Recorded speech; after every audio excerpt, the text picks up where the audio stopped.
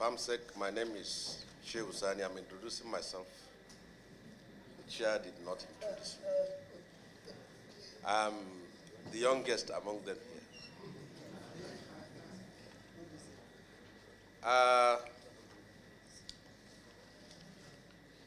The delegation from the Federal Ministry of Finance, I will make a short remark here, going through what you have presented here and also the presentation made in the last 3 years. I must say it clearly that the previous government, including this one, has not been serious about our responsibility as a country when it comes to the issue of our foreign missions. No responsible nation that has a sound, clear, effective, and focused foreign policy will deliberately underfund its foreign affairs ministry and expect to be respected continentally and globally. It's quite unfortunate that year in, year out, budgets are presented and defended, and there appears not to be any significant progress in terms of the way our foreign missions are being handled. We have received reports of embarrassing engagements where our diplomats were subjected to all sorts of humiliation because we cannot properly and adequately fund our mission.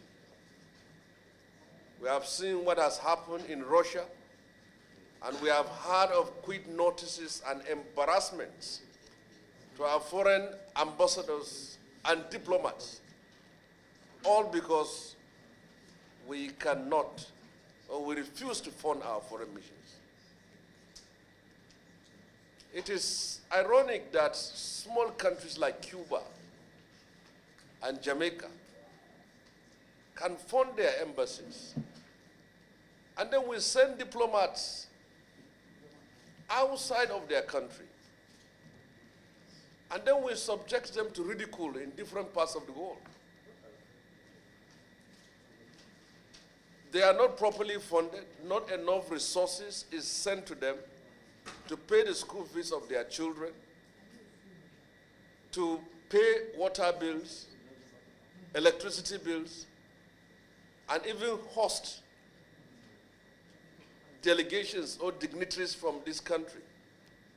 This is not what we have seen happening in other countries.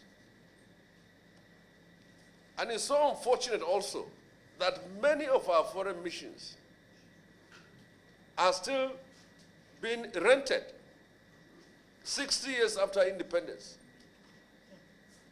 Even if we are buying 10 houses or 5 houses per year, we could have addressed all these problems.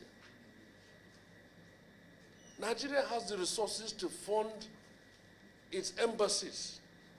You cannot claim to be the giant of Africa, and then your diplomats are moving around the world as beggars. You people come here every year in the last 4 years.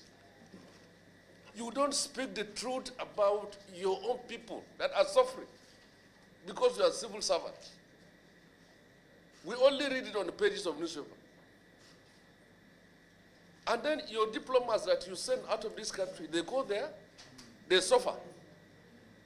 And you come here and give a rosy picture of this is good, this is moderate. There is nothing that is good there. We have traveled to some of these countries and we have seen the situation of these diplomats. It became so unserious the last time here. After ambassadors were approved here from this Senate, they spent about 4 to 5 months before leaving this country. when they sent their children, they removed their children from schools in Nigeria. They could not live here because they were not being properly funded to live. And then you see sometimes ambassadors sent to Nigeria, they will be here for 3 to 4 to 5 months without being taken to see the president. Which kind of country are we? And we said we are leaders in Africa, but look at what is happening. Now, I don't think this budget, the way we present it, will address our problems. There's a need for government to go into excess crude account to buy these houses once and for all so that we stop paying rent. Or are you people benefiting, diplomats, are they benefiting from the rent? Do you prefer us to be paying 100, 200,000 naira rent every month, every year? No, I mean, you should look at it. Now, the last year, we sat on the other hearing room under the distinguished chairmanship of Senator Mosura. The minister was here. All sorts of diplomatic languages were used to cover the truth about the reality in the foreign ministry. And we are back again. If you renovate 30 missions out of 100, what are you going to do with the other ones there? You are the ones who write this budget. We are not the ones.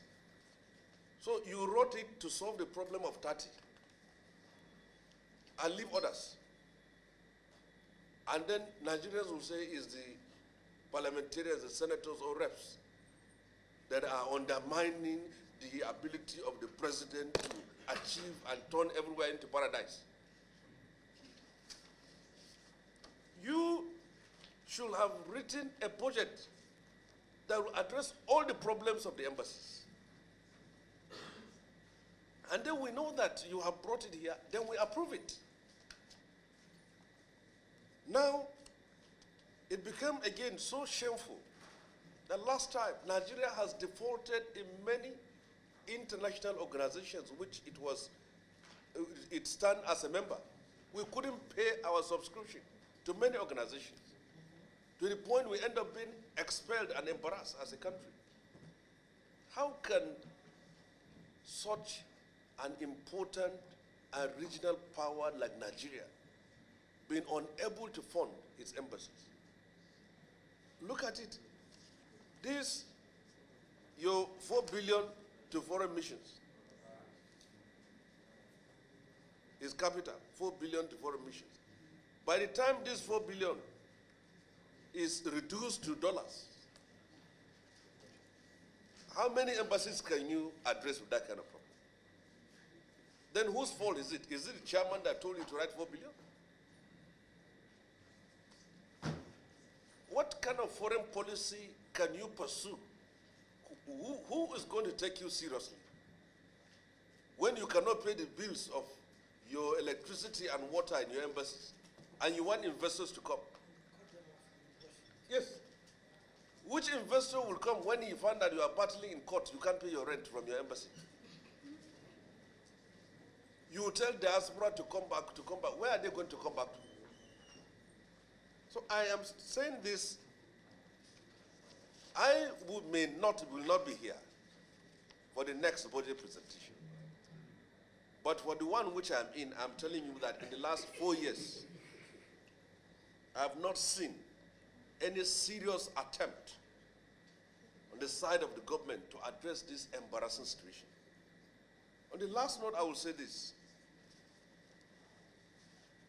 If we have a foreign policy and we are serious and determined to pursue it, then it must be done with dignity and honor. And that is impossible if we cannot pay our bills. This committee gave this ministry all the cooperations it needed in the last 4 years, including the fact that we were so incapacitated that we couldn't even go to the embassies and see the kind of capital projects that we are doing in 2015, 2016, and 2017. So whether you people have renovated the place or not, we don't know. In Russia here, they went. Their toilets, you can't even flush it. They use bucket. But which kind of country is this? So I'm saying it that take your time, reach out to the president other than this budget, present a holistic and honest document on how to address the problems faced by diplomats and the Nigerian Foreign Ministry so that this could come once and for all. Even if it requires the government handing over some of the houses they have recovered from looters to the Foreign Ministry to turn it into an embassy, it should be done. But this must come to an end. And learn to stand and speak to defend the people who you send out of the country. When you are sent out as a diplomat, you are sentenced to 4 years of exile out of your country. And then you go there, you can't take care of yourself and your family, and then you cannot work. And that's why you see them very frustrated. If you step into an embassy in other countries, they welcome you with smile, not Nigerian embassy. Some of them are not on the table. Some of them will frown at you. So people don't even care to go to foreign missions when they travel out of the country. Because who are you going to see when they too are battling with their lives? They cannot help you. We went to Belgium on the Brussels, in Brussels there. It's still the same issue. Hungry and all that. If you know you cannot fund over 110 missions, which we have the resources to fund them. If Cuba can fund it, why can Nigeria not fund it? Then you should stop sending people out of this country for them to be embarrassed. So thank you very much for this. Thank you. Go while we try to compile everything together, then the Secretariat will contact you very shortly, either today or first thing tomorrow.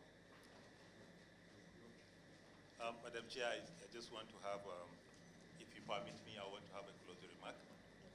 And not necessarily to address the issues raised by the distinguished senator, but to indicate of a ray of hope for the ministry. Presently, the President approved the setting up of a committee to look at how to fund the missions and the ministry. Listen. There's a committee that is working in that light, and this committee is supposed to conclude by end of the week, comprising Ministry of Finance, Central Bank, Accountant General, and the ministry.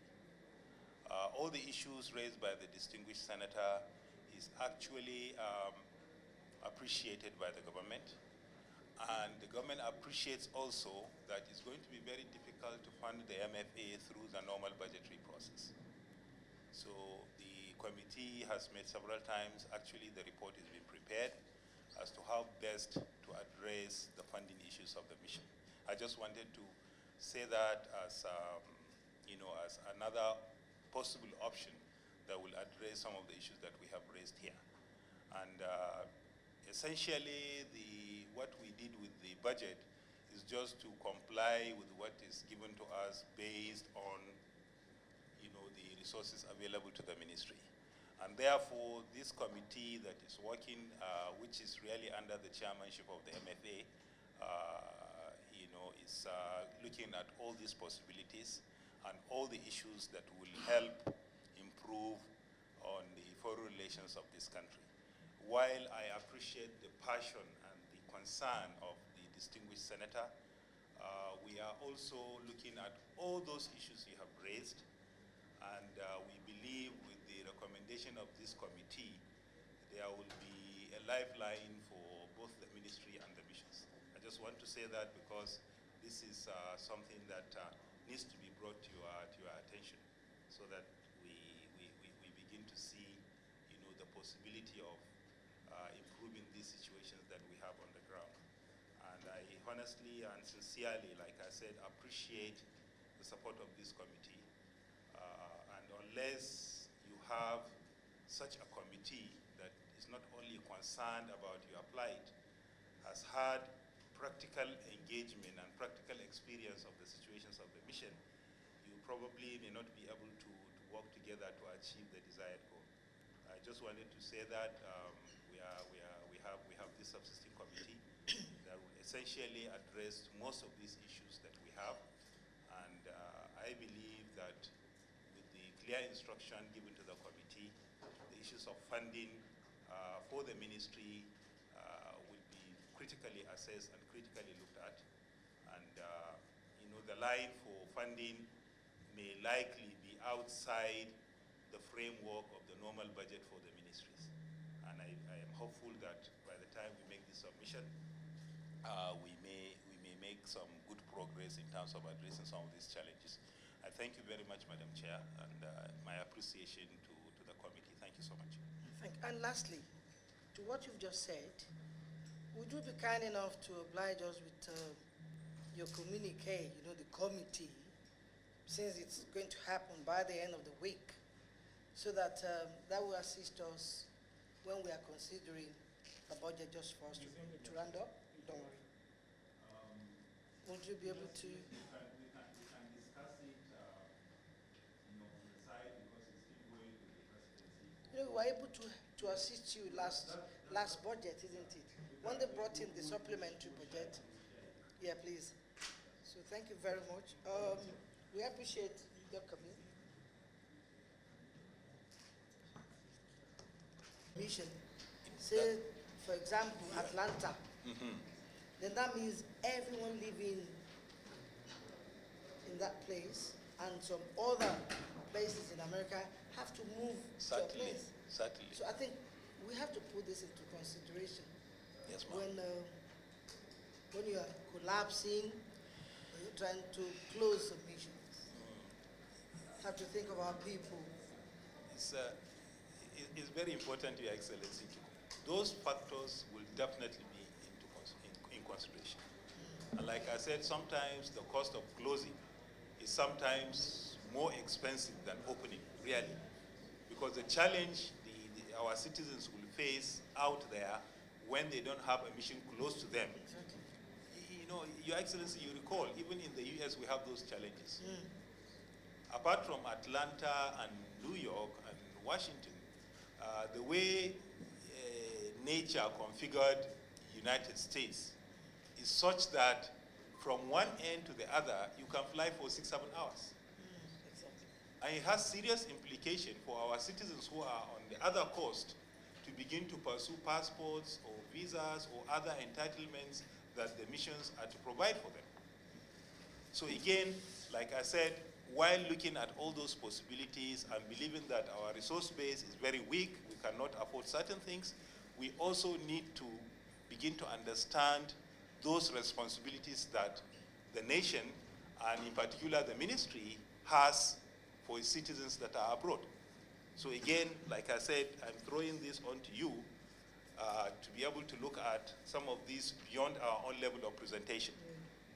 So again, like I am also, saying, I'm very much comfortable that members of this distinguished committee are very much conversant with the issues of our mission. Madam Chair, my respected colleague, Dear Principal Sani, Senator Sani, Permanent Secretary and his team.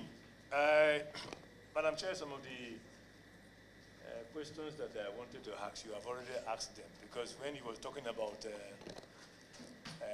30 missions out of 110, I wanted to know how would you pick and choose those 30 out of the 110, because that is also important for our budget process here.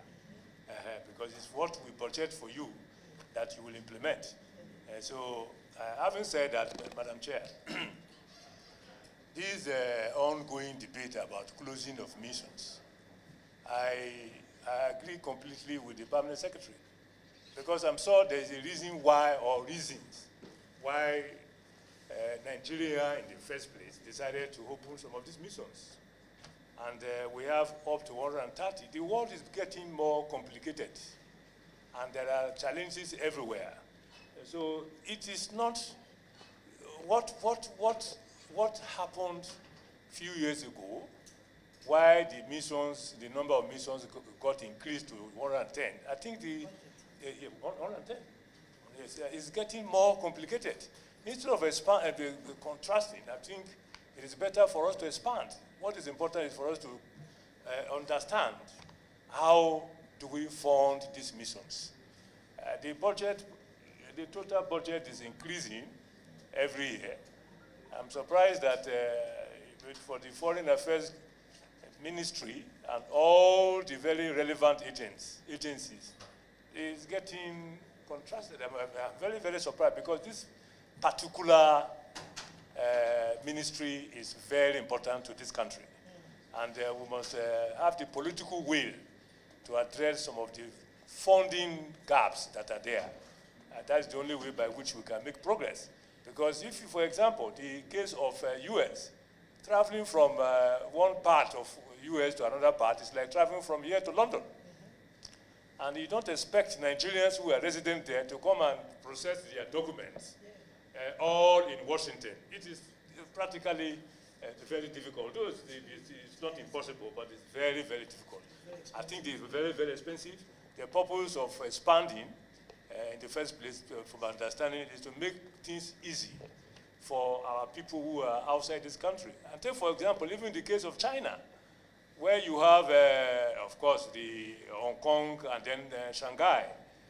I think you have consular services in those places. You cannot contrast them. Madam Chair, having said all that, I listened to the Permanent Secretary present the case of the ministry, and I think by the grace of God, Madam Chair and the committee will look at it holistically and see what can be done to assist you. May God bless us all.